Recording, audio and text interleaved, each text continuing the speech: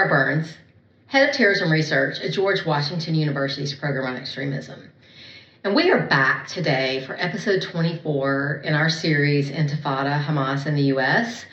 You know, at this point, we've gone through the evolution of Hamas in the United States and talked about the groups and the individuals who are involved. And then we spent the last 4 episodes hearing from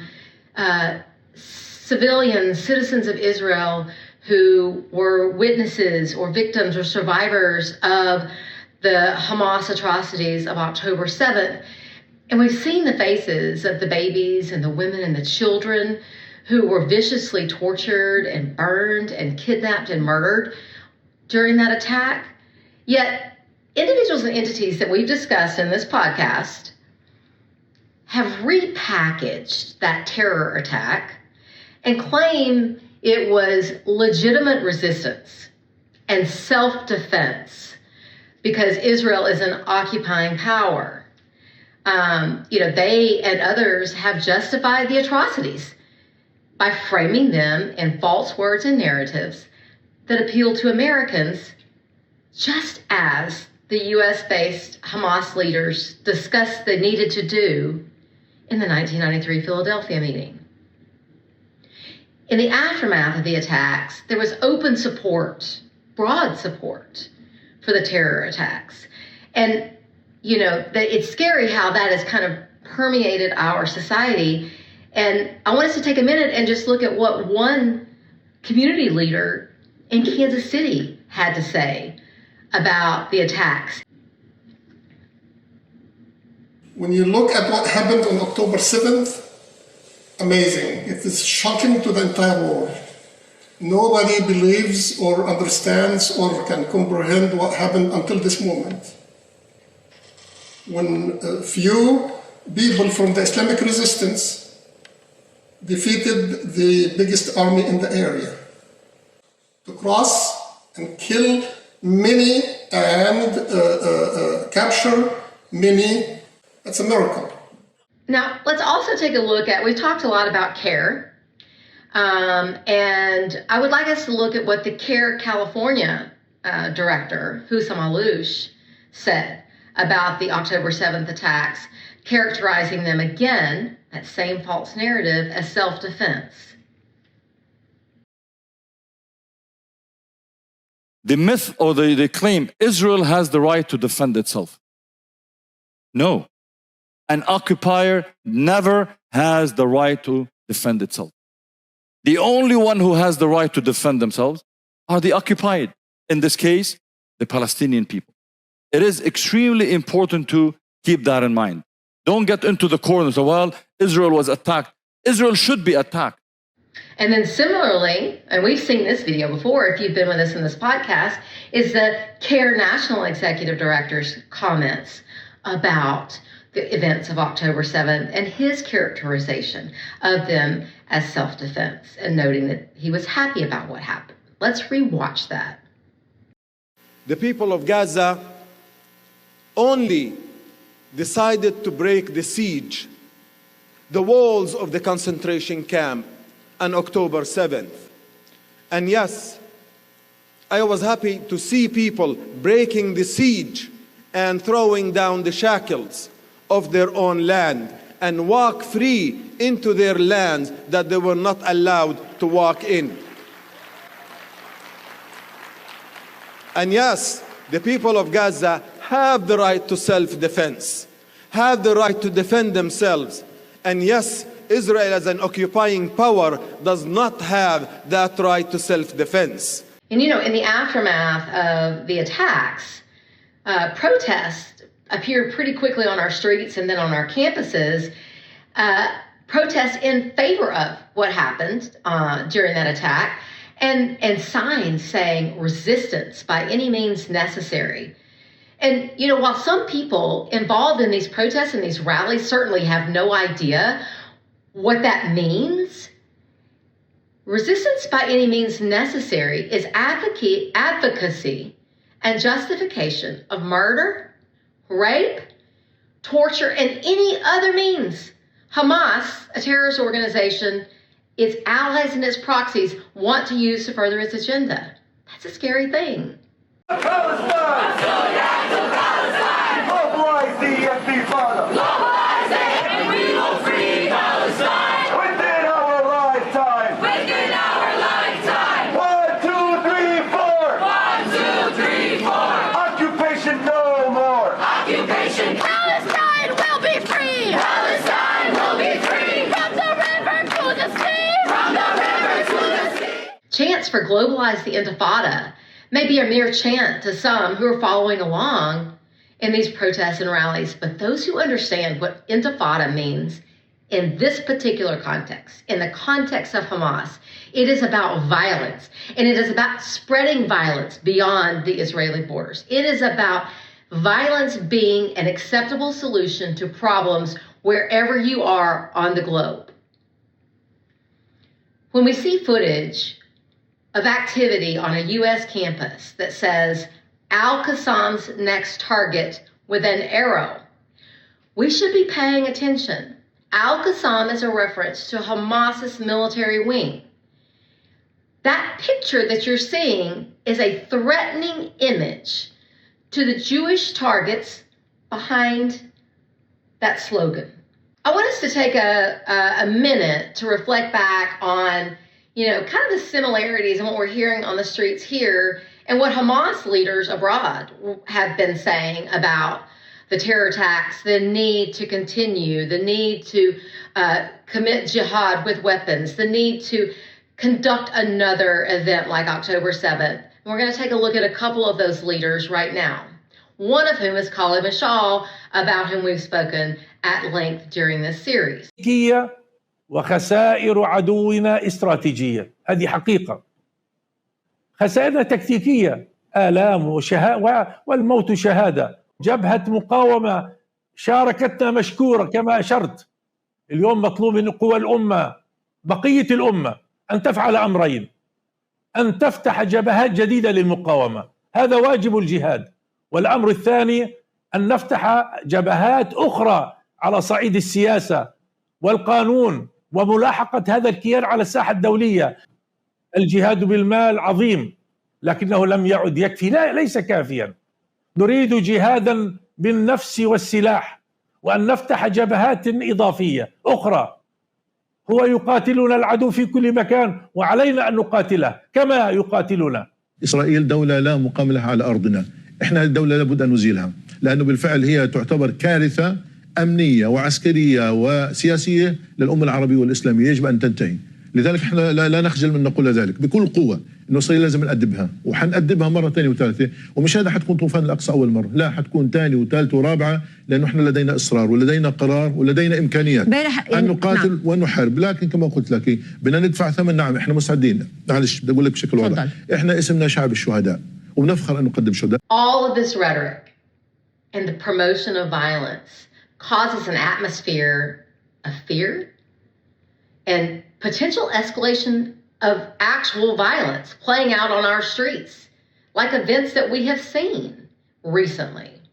Let's hear from Free Press reporter Maya Solkin, who is a Columbia University graduate from several years ago and now reports for the Free Press. Let's get her perspective on some of the events that we saw play out on our streets and campuses. So on the morning of October 7th, I was actually taking the day off of work. At the time, I was chief of staff at the Free Press, and I was moving apartments. And that obviously changed. I remember very vividly getting on the phone with parents and family members of kids who had been taken hostage from the kibbutzim in the south. As soon as the news of Hamas's infiltration into the south on October 7th broke, I knew that the ensuing anti-Semitism would reach a fever pitch. This was even before Israel had formally responded. We saw it on the streets, but we also very quickly saw it starting to form on campuses. And it was clear that these were pretty young people that kind of took action right away. It sounds cheesy because we've said it so many times, but it's just true. The real tragedy for Americans, especially for me watching, was October 8th, when, like you described, there was no sympathy for the victims. When you think about what the US looked like on September 12th, 2001, that is not what happened after October 7th. Even though I was obviously out of Colombia by the time October 7th had happened, thank God, I had seen all of this stuff bubbling up. And I think a lot of people who have started to pay attention to the campus environment after October 7th kind of don't quite understand how that stuff was bubbling up before this happened. When I was on campus, there were not the scale of the protests you are seeing now, but there were swastikas painted on walls. There were BDS flyers everywhere. Professors were openly anti-Israel. It was a very hostile environment, and one that was kind of a perfect breeding ground for this kind of behavior. And so, like you're pointing out, the instinct of many people was not at all to understand what had happened, but actually instinctively to sympathize with people who had raped, murdered, and maimed innocent people. When I was at Columbia, and still to this day, there was CUAD, which is Columbia University Apartheid Divest, and they were kind of driving a lot of these protests. We would later come to learn figures like Mahmoud Khalil were very active in these groups. And then in smaller ways, SJP was extremely active, especially when it came to the BDS vote. One thing to note is that these groups are highly, highly coordinated, and they are very sophisticated. So in the case of Columbia, for instance, they had maps of the schools, of the entryways and where the security cameras were. They knew exactly what would be happening across the campus at all times. And they're very careful about the way they identify on social media.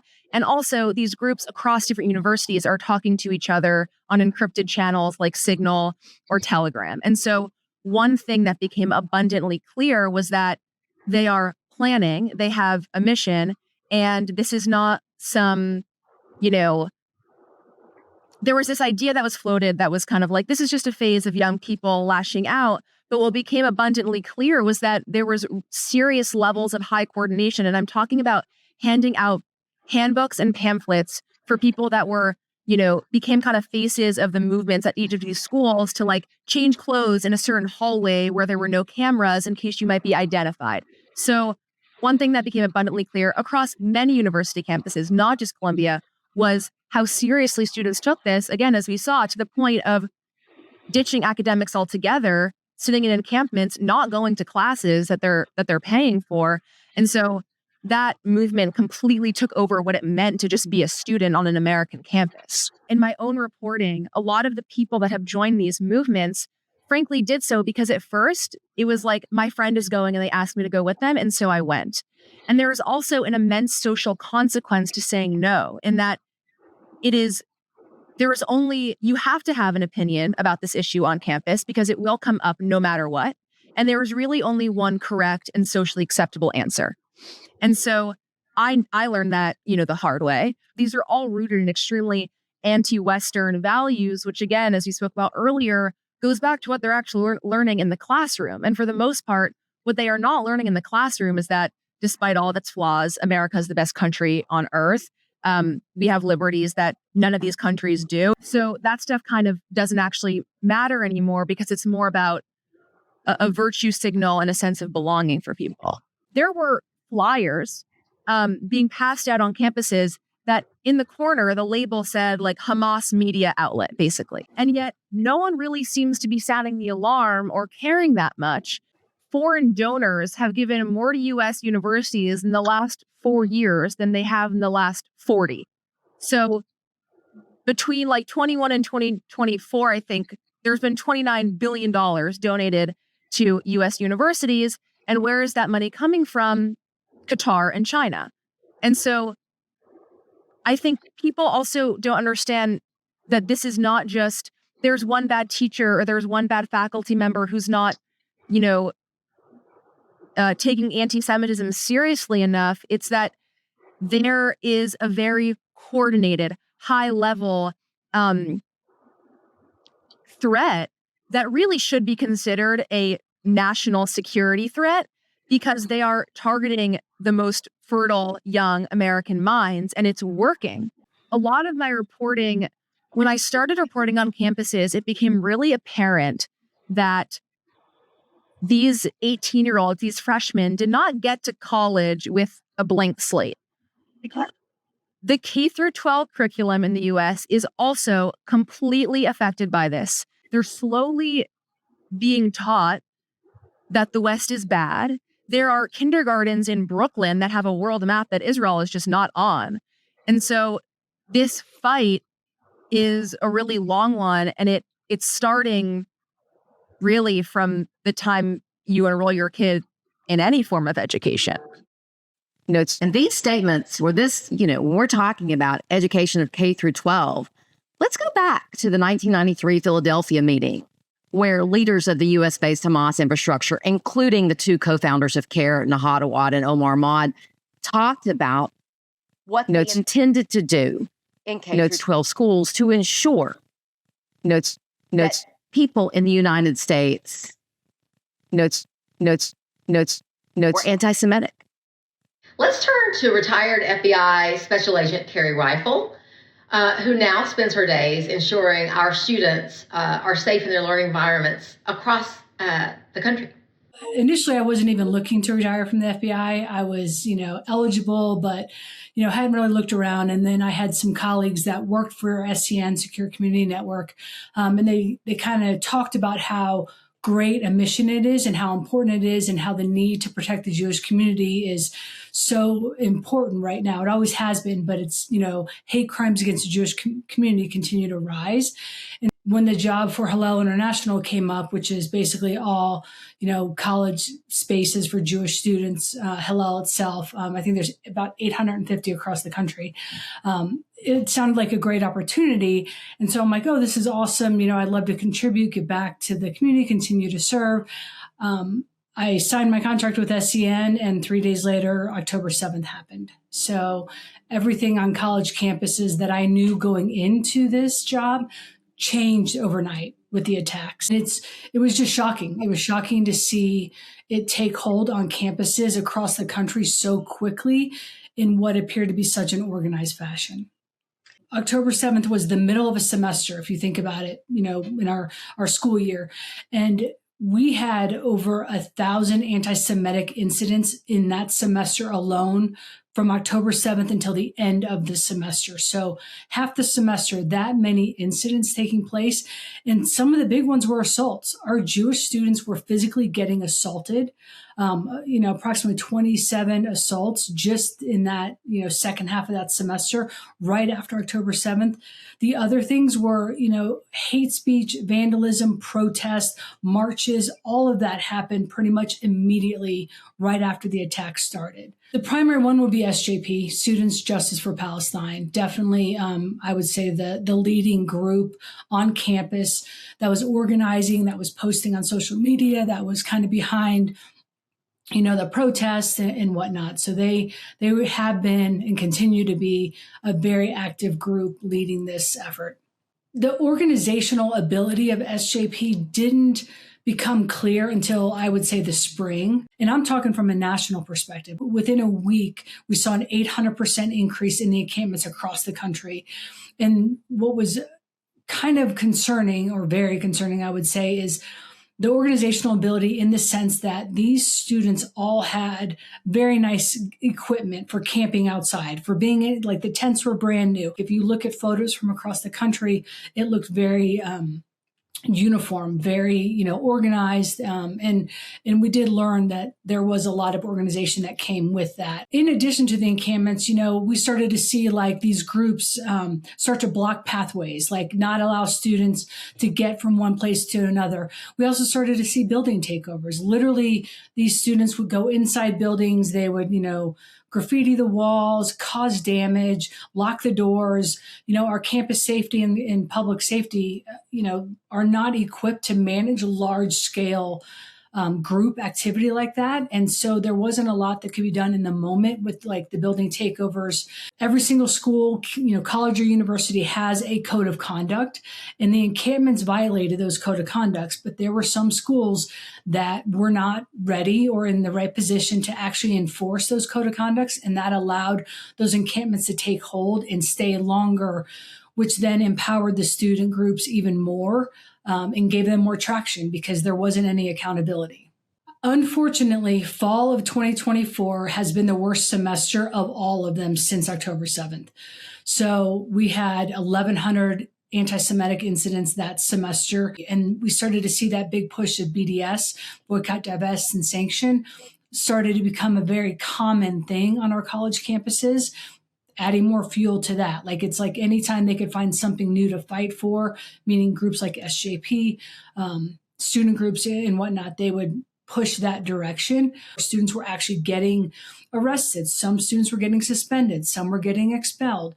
And so once the consequences were in place, we started to see that activity kind of taper down a little bit, which is why the spring 2025 looked a lot better than the fall did. But there were still 900, anti-Semitic incidents on campuses. We're still in a position where we need to provide security. We need to make sure that the locations are safe. Unfortunately, our Jewish students are having to pick locations with safety as the number one thing on their mind. Making the decision to be openly Jewish. Do they remove their necklace, their Star of David? Do they, dress differently? Like, those are all things that they have to think about on a daily basis. We saw a lot of faculty groups become organized as well. And our Jewish students didn't feel comfortable in their own classrooms because of the new classes that were coming out or the way the curriculum was being shifted to put Israel and, Jewish individuals in a negative light. So even their educational experience, in addition to their daily life, was being negatively impacted.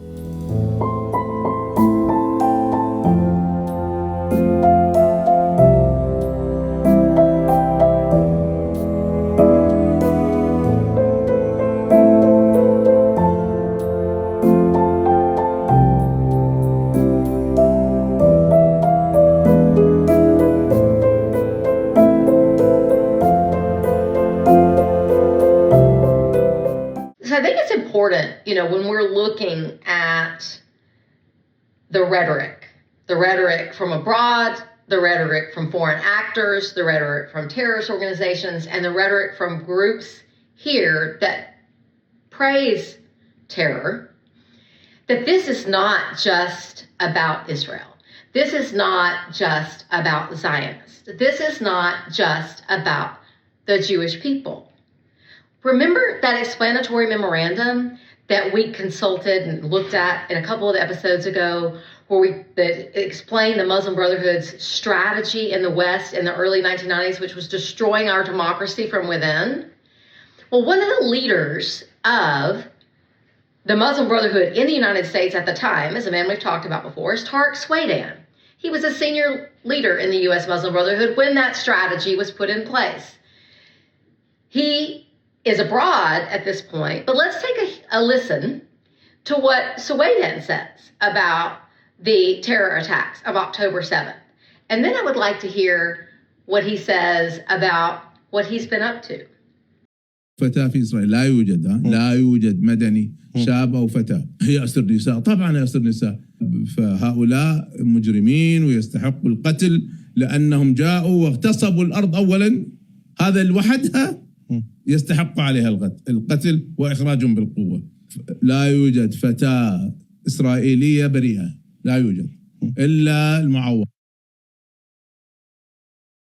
So you're about to see where Tariq Swaydan talks about his time in the United States and brags how long he has educated youth in the United States. That should scare us all. And the fact that he talks about he is still doing it from abroad. Tariq Swaydan was recently expelled from Kuwait because of his extremist beliefs and is banned from a number of other Middle Eastern countries because of his extremist rhetoric. You know, and I think your audience know, that I lived in the West. I lived in America for 17 years. So I know the West from the inside. And I took my high school from there, all the way to my PhD, all in the US. And my children were born and raised in the US, from pre-KG all the way to PhD. So I know the West very well. And I have been in touch with the Muslim youth, and I have been training them. The first training I gave, ya akhi, was in 1986. Huh?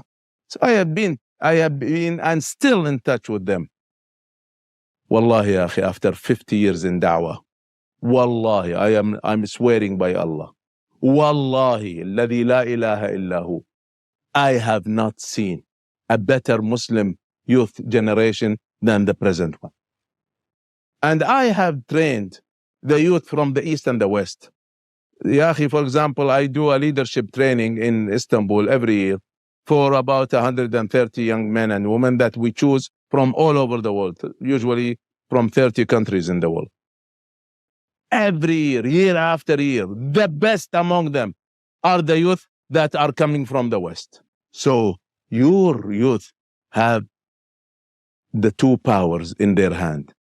They have the power of Islam, and they have the power of the Western world. I try and not get nihilistic about the fact that there is a very strong, successful, coordinated effort from malign actors to influence young people, but that's really what's happening. Let's take a look at a panel discussion among a number of different representatives of different groups when they talk about, how this is really it's not just about the question of Israel. Listen to what they're saying about their desire to dismantle the United States and how our job is to destroy the United States and undermine and destabilize it. So we see this existential connection between the Palestinian students movement and the political prisoners. So the Palestinian student, the day after of Oslo, they changed their activism from the campus to the armed struggle. If Palestine is liberated, this means this is a nail to dismantle the United States of America. We know it's a victory when a red triangle goes above an Israeli soldier's head and the pig gets iced. Like, we know that's a victory. We know it's a victory when prisoners break out. We know it's a victory when all these things happen. But a lot of people don't necessarily know that. And it's not their fault they don't know that. It's our fault. We will free Mumia because it is our job to destroy imperialism, destroy the United States, and destroy capitalism and the system of extraction that it relies on to perpetuate itself. And we will do it by organizing in a manner that actively undermines and destabilizes the legitimacy and the power of the state and the power and legitimacy of capitalism. So let's ask, what is this network's intent? Let's just listen to what they have to say. Let's listen to what Osama Abu Arshad has to say. Let's listen carefully to the words he is stating. His intent, Osama Abu Arshad of the IAP, of the UASR, Executive Director of the AMP. Let's take a listen. No, they're going against the force of history. They're trying to destroy you before you succeed to bring this imperialism to an end. Before we bring this poison of Zionism to an end. Now we know what America stands for. We know what these elite colleges stand for. They're only structures in an imperial project. Israel is only another structure in an imperial project. Zionism is no less evil than white supremacy or any sort of supremacy. We will stand with our morality and we will maintain our future in terms of our professionalism and in terms of how we're going to change this country forever. They're lying to us. They're lying to us about American exceptionalism. Zionism will be a dark moment in our history. Any sort of supremacy will be a dark moment in our history. It is you. It's your generation that will bring this to an end. It is you that will bring this disgrace to an end. And we will take back these colleges, as we will take back America, as we will take back Palestine, as we will take back our humanity. You will be the past. We are the future. Assalamu alaikum. So, does Osama Abu Arshad of the AMP and Nahad Awad of CARE, or anyone that is directing activities at the SJP, do they really oppose oppression? Or is that a mask for their opposition to Western values and democracy?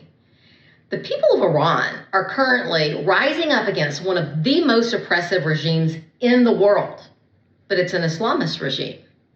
And these groups that allegedly oppose oppression, are eerily silent on behalf of the Iranian people. Why? Iran is one of Hamas's biggest allies, and these groups' silence is deafening. You know, it's January of 2026 as we film this episode of our podcast.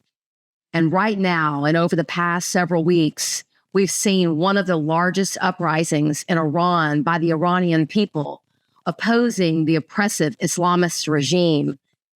Islamist regime that is responsible for extreme violations of human rights, of women's rights.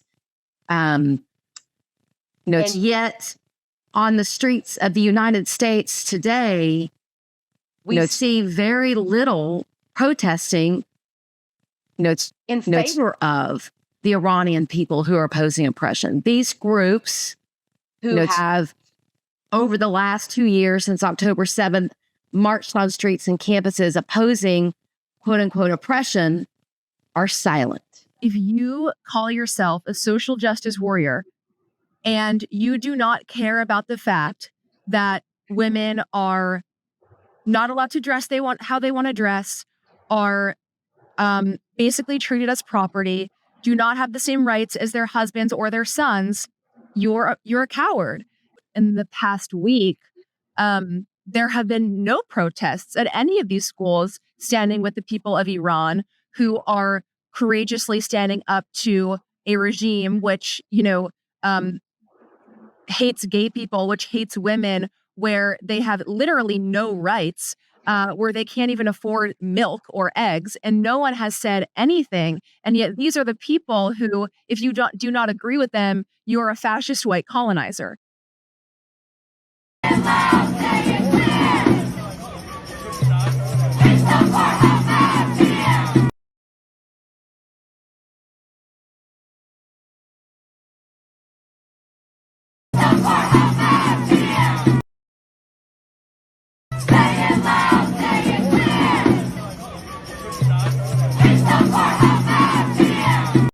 Thank you for joining us for episode 24 of Intifada, Hamas in the U.S.